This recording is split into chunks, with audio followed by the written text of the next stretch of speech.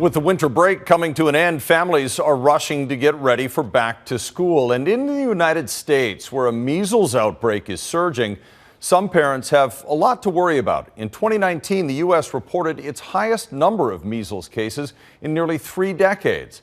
And as Jennifer Johnson reports, a school board in one major city is taking drastic action to stop it. Public school officials in Seattle are warning parents to get their children vaccinated or they can't return to school in the new year. School notified us, something we had to get done. In 2019, close to 1,300 cases of measles were confirmed in 31 U.S. states, the greatest number since 1992. One outbreak forced a state of emergency in Washington, so parents have been put on notice. If any students show up on that on the 8th and they don't have their records up to date, they'll be put aside in a room. Their parents will be contacted to come and collect the students. The school system is now taking the unusual step of providing free immunization clinics to kids. She rolled my sleeve up and put alcohol on my arm, and I just got a shot.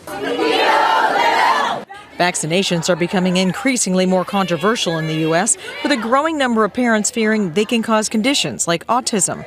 But there has been no scientific evidence of that, and the World Health Organization is sounding the alarm. We've had anti-vaccine voices since the time of vaccines in the 1700s. That's not new. What's new in the past 5-10 years is the megaphone that they have. It's actually quite a small number of people and groups who are spreading largely spreading misinformation. Immunizations are not mandatory for Canadian school children, except in Ontario and New Brunswick. All 50 U.S. states require school children to be immunized, but there are exemptions in many states based on religious and personal beliefs. I think we should address the public health crisis of measles. Some states, like New York, have ended the religious exemption, and that has some so-called anti-vaxxers furious. We will not vaccinate. What's going to happen is we're going to either homeschool or we're going to move out of state. Others argue those unvaccinated children are a threat to the general public. While some parents say the choice should be theirs, a handful of school systems are now giving them a choice. Get your child vaccinated or prepare to teach them at home.